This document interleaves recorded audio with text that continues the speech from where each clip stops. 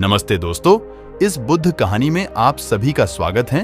तो आज की स्टोरी है, चिंता में खुद को बर्बाद मत करो। तो इस वीडियो को लास्ट तक देखना। Short moral stories in Hindi को देखकर आप सभी को मजा भी आएगा और आपके बच्चों की बुद्धि भी बढ़ेगी।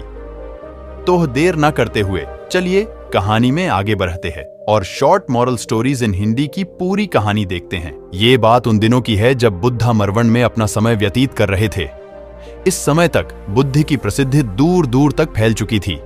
बहुत दूर दूर से लोग अपनी चिंताओं और परेशानियों का समाधान खोजने के पास आते थे। ऐसे ही एक दिन जब बुद्धा मरवन में अपने शिष्यों को प्रवचन दे रहे थे तो एक अधेड़ उम्र का व्यक्ति अपने 2021 वर्ष के पुत्र को अपने साथ लिए बुद्धि की तरफ चला आ रहा था। जब यह प्रवचन स्थल के पास पहुंच गए तो एक नजर उन पर डाली और इशारे से बैठने के लिए कहा। जब प्रवचन समाप्त हो गया और सभी लोग वहां से चले गए तो बुद्ध ने उस व्यक्ति को अपने पास बुलाया और बैठने के लिए कहा। वहां चारों तरफ हरियाली छाई हुई थी। मौसम बहुत सुहाना था और तरह तरह के पक्षियों की आवाजें गूंज रही थीं। ऐसा नजारा देखकर उस व्यक्ति को अंदर से असीम शांति महसूस हो रही थी। इसके बाद बुद्ध ने उस व्यक्ति से आने का कारण पूछा तो इस पर व्यक्ति ने कहा, यह तथागत, मैं 2 दिन की लंबी यात्रा करके अपने पुत्र को आपसे मिलवाने लाया हूं। ये मेरा इकलौता पुत्र है और ये हर समय थका थका रहता है। ऐसा लगता है जैसे इसके अंदर कोई जान ही नहीं है, कोई प्राणी नहीं है। इसका स्वभाव भी काफी चिड़चिड़ा हो गया है।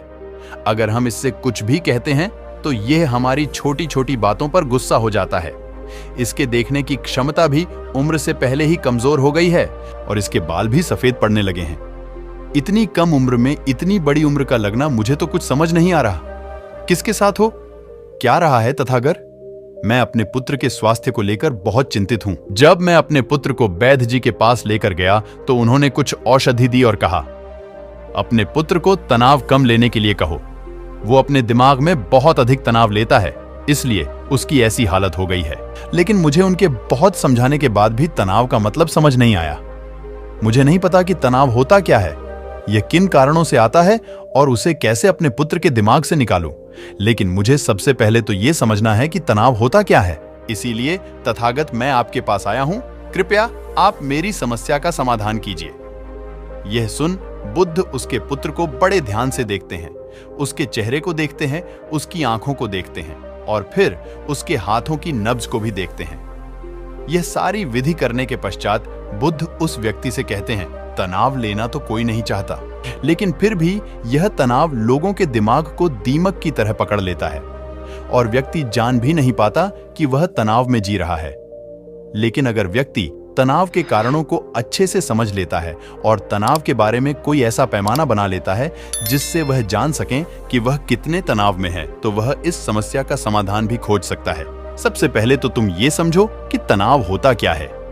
जब भी कोई व्यक्ति कोई काम कर रहा होता है लेकिन उसका मन कहीं दूर भटक रहा होता है, कल्पनाओं में होता है, तो उसके शरीर और मन के बीच एक दूरी पैदा हो जाती है। यह दूरी जितनी अधिक होगी, व्यक्ति उतनी ही ज्यादा बेहोशी की अवस्था में होता है और शरीर व मन के बीच की इसी दूरी, इसी खिंचाव को तनाव कहा जाता है। आखिर कोई पसंदीदा खेल खेलने के बाद व्यक्ति चुस्ती और प्रसन्नता से क्यों भर जाता है, जबकि उसने तो अपने शरीर को थकाया है। लेकिन समझने वाली बात यह है कि खेलते समय मन और शरीर एक साथ पूरी तरह से उस खेल में केंद्रित होते हैं, जिससे शरीर और मन के बीच दूरी पैदा नहीं होती और कोई तनाव पैदा नहीं होता। और अगर दिमाग में कोई तनाव था भी तो वो भी दूर हो जाता है। लेकिन इसके विपरीत जब हम कोई ऐसा काम करते हैं जो हमें पसंद नहीं है तो हमारा ससुर तो उस काम को कर रहा होता है, लेकिन हमारा मन कहीं दूर कल्पनाओं में भटक रहा होता है, जिससे शरीर और मन के बीच एक दूरी पैदा हो गई और तनाव ने जन्म ले लिया। इसीलिए व्यक्ति को एक समय पर सिर्फ एक ही काम करना चाहिए और अपने तन और मन की सारी शक्ति उसी एक काम पर लगा देनी चाहिए, जिससे व्यक्ति के अंदर तनाव पैदा ही ना हो। इसके बाद बुद्ध ने कहा, तनाव पैदा होने के मुख्य 8 कारण होते हैं और जिसने इन कारणों को समझ लिया वो जीवन भर तनाव मुक्त रह सकता है। मुख्य कारणों में सबसे पहला कारण है अति महत्वाकांक्षी होना। महत्वाकांक्षी होना अच्छी बात है, लेकिन क्या कभी आपने इस बात पर ध्यान दिया है कि इंसान के लक्ष्य कभी पूरी ही नहीं होते? उसका एक लक्ष्य पूरा हुआ नहीं कि वह दूसरे की तरफ भागने लगता है, दूसरा पूरा हुआ तो तीसरे की तरफ, और इस तरीके से वो अपने लक्ष्यों को पाने के लिए जिंदगी भर गोल गोल घूमता रहता है। इसीलिए जो व्यक्ति अति महत्वाकांक्षी होता है, जिसने बड़े बड़े लक्ष्य बनाए होते हैं, वह वर्तमान में कभी रह ही नहीं पाता। उसका मन सदैव भविष्य की योजनाएं बनाने में ही व्यस्त रहता है। उसका शरीर तो वर्तमान में रहता है, लेकिन भविष्य में ही रहता है, जिससे मन और शरीर के बीच दूरी पैदा हो जाती है और वह तनाव भरी जिंदगी जीने लगता है। बुद्ध के मुंह से यह बात सुन उस लड़के ने कहा, बुद्ध, तो फिर इसका मतलब है कि हमें लक्ष्य नहीं बनानी चाहिए, क्योंकि लक्ष्य बनाना भी तो महत्वाकांक्षा ही है। इस पर बुद्ध ने कहा, जीवन में लक्ष्य बनाना कोई गलत बात नहीं है, लेकिन समस्या तब उत्पन्न होती है जब वो अपना पूरा ध्यान उस लक्ष्य से मिलने वाले परिणाम पर ही लगा देते हैं और उसके परिणाम की चिंता करते रहते हैं। व्यक्ति को वर्तमान में जीना आना चाहिए। आप लक्ष्य बनाइए और उस लक्ष्य की प्राप्ति के लिए कड़ी मेहनत करिए, लेकिन साथ ही साथ आपको इस बात का भी ज्ञान होना चाहिए कि आप अभी वर्तमान में जी रहे हैं और वर्तमान ही सत्य है। बुद्ध ने आगे कहा, तनाव का दूसरा सबसे बड़ा कारण है ईर्ष्या। जब व्यक्ति ईर्ष्या और जलन से भर जाता है तो उसका मन अंदर से सड़ने लगता है। ईर्ष्या एक आंतरिक घाव है। आंतरिक घाव यानी मन का घाव। व्यक्ति के शरीर का घाव तो भर सकता है, लेकिन मन का घाव कभी नहीं भर सकता। इसीलिए व्यक्ति को दूसरे की खुशी और तरक्की से कभी ईर्ष्या नहीं करनी चाहिए, क्योंकि तनाव का कारण है। इसके बाद बुद्ध ने तनाव का अगला कारण बताते हुए कहा कि आरुषिपूर्ण काम करने से भी मन में तनाव पैदा होता है। जो काम करना हमें पसंद ही नहीं है, जिसका में हमारी रुचि ही नहीं है, उस काम में हमारा मन लग ही नहीं पाएगा। हमारा शरीर तो वही बैठा रहेगा, लेकिन हमारा मन कल्पनाओं की उड़ान भरेगा, जिससे शरीर और मन के बीच दूरी पैदा हो जाती है और व्यक्ति तनावग्रस्त हो जाता है। इसीलिए इंसान को हमेशा अपनी रुचि के अनुसार ही कार्य करनी चाहिए। अगर व्यक्ति ने यह पता कर लिया कि उसे कौन सा काम करना पसंद है और वो उसी काम को अपने जीवन का लक्ष्य बना लेता है, तो फिर वो काम उसके लिए काम नहीं बल्कि खेल बन जाता है। फिर बुद्ध ने कहा, तनाव का चौथा कारण होता है किसी दूसरे से अच्छा रखना। बुद्ध ने उस व्यक्ति की ओर इशारा करते हुए कहा, एक पिता होने के नाते तुम्हारी अपने पुत्र से बहुत सी अपेक्षाएं होंगी कि तुम्हारा पुत्र एक बहुत ही कामयाब इंसान बने, तुम्हारा नाम रोशन करे, जैसा तुम चाहते हो उस तरह का जीवन जिए, तुम्हारी हर बात मानी। लेकिन क्या आज तक कभी किसी की सारी अपेक्षाएं पूरी हुई है? जब भी कोई व्यक्ति किसी दूसरे से कोई अपेक्षा रखने लगता है तो वो अनजाने में अपने लिए तनाव पैदा करने लगता है। जरा सोचो कि अगर तुम्हारा बेटा तुम्हारे अनुसार काम नहीं कर रहा और वो नहीं बन पा रहा जो तुम उसे बनाना चाहते हो, तो निश्चित रूप से तुम्हारे दिमाग को तनाव पकड़ लेगा। तुम तनाव से भरा जीवन जीना शुरू कर दोगे और इस तनाव के बस में आकर तुम ऐसा व्यवहार करोगे, ऐसी बातें करोगे कि तुम्हारा अपने पुत्र के साथ संबंध और भी खराब होता चला जाएगा। इसीलिए व्यक्ति को जितना हो सके उतनी कम अपेक्षाएं दूसरों से रखनी चाहिए, और अगर पूरी तरह से तनाव मुक्त रहना है तो दूसरों से अपेक्षा रखना ही बंद कर दो। इसके बाद बूथ ने कहा कि शारीरिक कष्ट भी इंसान के तनाव का एक कारण होता है। जब व्यक्ति किसी शारीरिक पीड़ा से गुजर रहा होता है तो उसका पूरा ध्यान बस अपने उस शारीरिक दर्द पर होता है और वो पूरे दिन बस उसी के बारे में सोचता रहता है, जिससे उसका मन दुख के विचारों से भर जाता है और ऐसी स्थिति में व्यक्ति तनावग्रस्त रहने लगता है। यह सुन उस व्यक्ति ने कहा कि हे बुद्ध, शारीरिक दुख तो किसी भी व्यक्ति को हो सकता है, तो फिर क्या हुआ? व्यक्ति जीवन भर तनाव में ही जिएगा।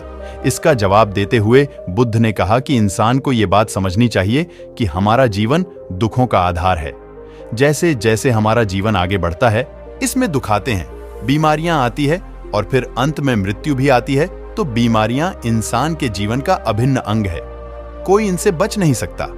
बस किसी किसी के जीवन में ये समय से पहले आ जाती है तो किसी के बाद में पढ़ाती सबको है। जब इंसान का मन इस बात को अच्छे से समझ लेगा तो फिर वह अपनी बीमारी के बारे में सोच सोचकर ज्यादा तनाव नहीं लेगा, क्योंकि यह हमारे जीवन का अभिन्न हिस्सा है और इसके लिए व्यक्ति को शारीरिक रूप से भी अभ्यास करते रहना चाहिए। अपने जीवन में व्यायाम और स्वस्थ जीवन शैली को भी जगह देनी चाहिए। ताकि उसका शरीर लंबे समय तक निरोगी रहकर सही से काम कर सके। तनाव का अगला कारण होता है अपनी योजनाओं को समझने के लिए समय न देना। कुछ लोगों के दिमाग में कोई विचार आया नहीं है कि वो बिना सोचे समझे उस पर काम करना शुरू कर देते हैं, और जब उस काम में उन्हें असफलता मिलती है तो वह तनाव से भर जाते हैं, क्योंकि उन्होंने उस काम को शुरू करने से पहले उसके बारे में पूरी जानकारी इकट्ठा नहीं की थी। इंसान को कोई भी काम शुरू करने से पहले उसके अच्छे और बुरे परिणामों के बारे में ठीक से सोच विचार कर लेना चाहिए। इंसान को इस बारे में भी सोच लेना चाहिए कि अगर ये योजना सफल नहीं हुई तो फिर इसके बाद मैं क्या करूंगा। इसलिए व्यक्ति को अपनी योजनाओं को ठीक से समझने के लिए पूरा समय देना चाहिए, ताकि बाद में उस योजना की वजह से तनाव पैदा ना हो। तनाव का 7वां सबसे बड़ा कारण होता है टाल मटोल करना। आज के काम को कल पर टालना। आप लोगों ने ये कहावत तो सुनी होगी कि आलसी इंसान के शरीर का सबसे बड़ा शत्रु है। इंसान आलस्य की वजह से आज के काम को कल के लिए टाल देता है, और फिर काम को टालना उसकी आदत बन जाती है। काम को कल पर टालने वाले व्यक्ति का काम कभी भी समय पर पूरा नहीं हो पाता, और अगर किसी तरह से पूरा हो भी जाता है तो वह उतना अच्छा नहीं हो पाता जितना अच्छा उसे किया जा सकता था, और फिर यह बात व्यक्ति के अंदर तनाव पैदा करती है। लेकिन काम को टालना या काम को एकदम अंत समय पर करना एक आदत है, इसीलिए व्यक्ति ना चाहते हुए भी बार बार अपनी इस आदत का शिकार बन जाता है और काम को टालता रहता है, और फिर जब काम की समय सीमा पास आ जाती है तो वह तनाव से भरकर काम को पूरा करने का प्रयास करता है। इसीलिए तनाव मुक्त रहने के लिए व्यक्ति को काम को टालने की आदत छोड़नी पड़ेगी, और यह तभी संभव है जब व्यक्ति काम को समय से पहले खत्म करने का निश्चय करे। सबसे आखिरी और सबसे प्रमुख कारण जो तनाव का होता है वो है ज्यादा सोचना। लगातार सोचते रहना भी एक बीमारी है, और यह उस व्यक्ति में सबसे ज्यादा पाई जाती है जो कपोल कल्पनाएं करता है, जो अतीत की घटनाओं और भविष्य की बातों के बारे में सोचता रहता है, जो बेवजह के अनुमान लगाता रहता है। इसीलिए व्यक्ति को ज्यादा सोचने की आदत पर लगाम लगाना चाहिए। अगर तुम इतनी सारी बातों का पालन नहीं कर सकते तो इसके लिए एक बहुत ही आसान विधि है। तुम एक बार मैं एक काम को करने पर ध्यान लगाओ भी काम कर रहे हो, उस समय पर सिर्फ उसी काम को करो, सिर्फ उस पर ही अपना पूरा ध्यान लगाओ, और अगर तुम्हारा मन इधर उधर भटक जाता है तो जैसे ही तुम्हें याद आए उसे वापस फिर उसी काम में लगा दो। ये सबसे आसान और अच्छा तरीका है तनाव मुक्त रहने का। जब तुम भोजन करो तो उस समय सिर्फ भोजन ही करो, उसके पूरे स्वाद का आनंद लो, उसी अनुभव करो। जब चलो तो अपना पूरा ध्यान सिर्फ चलने लगा दो। इससे तुम्हारा मन और तुम्हारा शरीर दोनों एक जगह पर केंद्रित रहेंगे। दोनों के बीच दूरी पैदा नहीं होगी, जो कि तनाव का मुख्य कारण होती है। दोस्तों, आज की युवा पीढ़ी एक ही समय पर 2-2, 3-3 काम करने की आदी हो चुकी है, जैसे फोन पर बात करते हुए गाड़ी चलाना, खाना खाते हुए टीवी देखना, ये फोन चलाना, और फिर इनकी शिकायत रहती है कि मैं तनाव में जी रहा हूं, मेरा मन शांत रहता है, मैं चिड़चिड़ा सा हो गया हूं।